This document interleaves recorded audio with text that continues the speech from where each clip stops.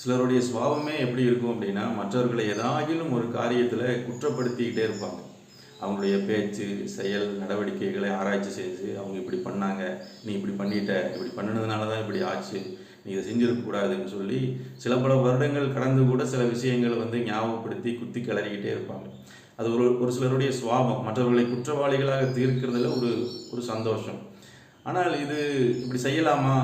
ஏன் குற்றம் செய்தவர்களை அல்ல தவறு செய்தவர்களை நம்ம சுட்டி காட்டுகிறது சரிதானே அப்படின்னு நம்ம ஒரு பக்கம் நினைச்சாலும், அதை எப்படி சொல்லணுமோ அவங்களுடைய மனது காயப்படாதபடி அவர்கள் தனிமையாக இருக்கும்போது சொல்லுகிறதுனால ஏதாயிலும் பலன் இருக்குமானால் அதை நம்ம சொல்லலாமே தவிர, மற்றபடி அதை நாம் அப்படியே விட்டு விடுகிறது தான் அது சரியாக இருக்கும். ஆனால் வேதத்தில் இயேசு கிறிஸ்து சொன்ன காரியம் ரொம்ப வித்தியாசமாக இருக்கும்.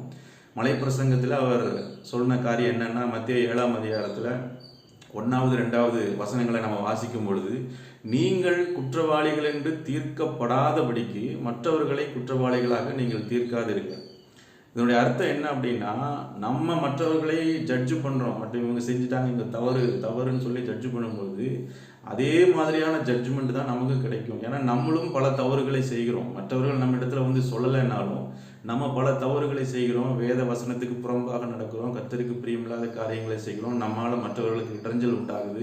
இப்படி பல காரியங்களை நம்ம செய்திருந்தாலும் நம்மக்கிட்ட யாரும் அப்படி சொல்லாததுனால நமக்கு ஒருவேளை அது தெரியாமல் இருக்கலாம். ஆனால் நாம் மற்றவர்களை தீர்க்கின்ற தீர்ப்பு, நீங்கள் குற்றவாளின்னு மற்றவங்களை சொல்லுகிறதுனால நமக்கும் அப்படிப்பட்ட தீர்ப்பு தான் கிடைக்கும். அதனால நீங்கள் அதை செய்யாதீங்க என்று சொல்லி கர்த்தர் நமக்கு ஆலோசனை சொல்லுகிறார். அப்போ மற்றவர்களுடைய வாழ்க்கையை ஆராய்ச்சி பண்ணி இதை இப்படி பண்ணா அப்படி பண்ணான்னு சொல்லுகிறதை காட்டிலும் அவர்களுக்கு நல்ல ஆலோசனை கொடுக்கலாமே தவிர அவர்களை குற்றவாளிகள் என்று நம்ம தீர்க்காதிருப்போம்.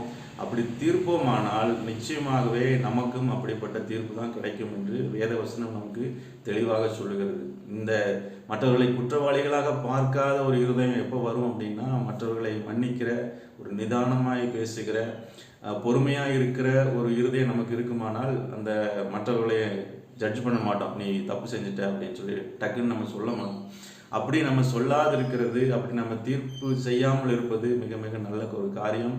மற்றவர்களை நம்ம நேசிப்போம். மற்றவர்களுக்கு அவர்கள் காயப்படாதபடி ஒரு வேலை ஆலோசனை சொல்ல முடியுமானால் நம்ம சொல்லலாம். அதில் ஒன்றும் தவறு கிடையாது.